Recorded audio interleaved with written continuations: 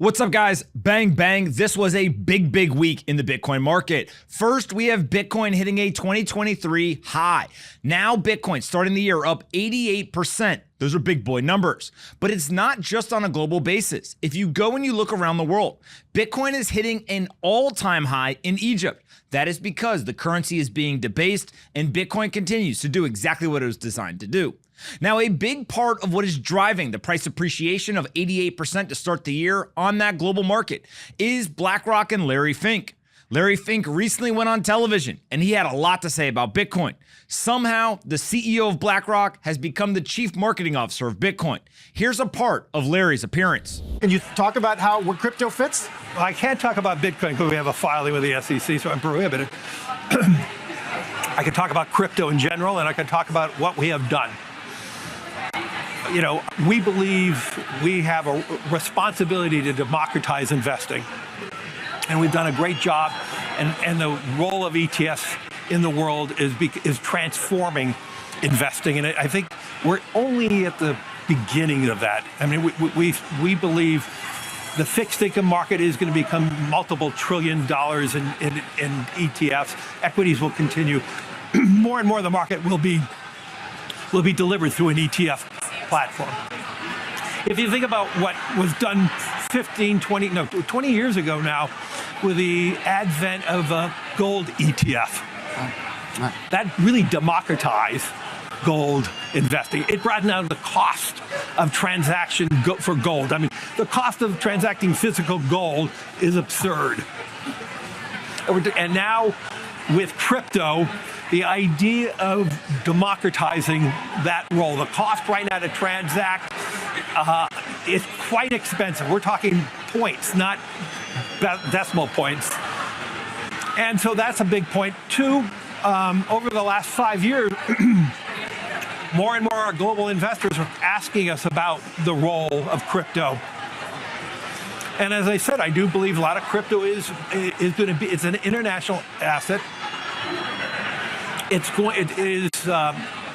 has a differentiating value versus other asset classes, but more importantly, because it's so international, it's going to transcend any one currency and currency valuation. If you just look at the value of our dollar, how it depreciated the last two months, and how much it appreciated over the last 5 years, I mean, an international crypto product can really transcend that. And that's why we believe there's great opportunities, and that's why we're seeing more and more interest. And that interest is broad-based worldwide. And also, I do believe the role of crypto is it's digitizing gold in many ways. Instead of investing in gold as a hedge against inflation, a hedge against the onerous problems of any one country, or the devaluation of your currency, whatever country you're in. Let's be clear, Bitcoin is an international asset. It's not based on any one currency. And so it can represent an asset that people can play as an alternative. I would call the foundation of BlackRock is about hope. You invest for retirement because you believe tomorrow is better than today. Now, we know BlackRock is not the only organization that is filing for these Bitcoin ETFs. We also have Cathie Wood's ARK, Fidelity, Invesco, and many others. My guess is that the banging at the door has gotten too loud, and at some point in the coming months, we are going to get that Bitcoin spot ETF approval.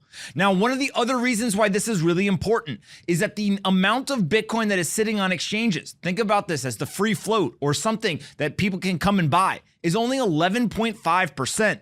This is nearing a 5-year low. And so anytime that you have low liquidity in a market with 70% of Bitcoin in circulation not having moved in a year and 11.5% of Bitcoin sitting on exchanges, and you couple that with a drastic increase in demand, that usually leads to a higher price over time.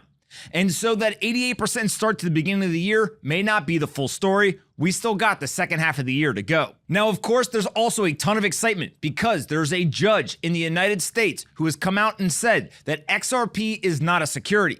The court filing is complex. There are times where the sale of XRP by Ripple to institutions is deemed a sale of unregistered securities, but at the same time, the sale on exchanges or by executives are deemed not a sale of securities. This is a big deal because we are starting to get that regulatory clarity that everyone is looking for. And as we see exchanges relisting XRP, that means that there's going to be more and more investors who say, oh wait, maybe that more clarity means I can actually go ahead and allocate to the industry. Some of that capital will flow into Bitcoin. Some of that capital will flow into other assets. Ultimately, more capital flowing into the industry, given the market structure that we currently are seeing with the illiquidity, should lead to higher prices over time.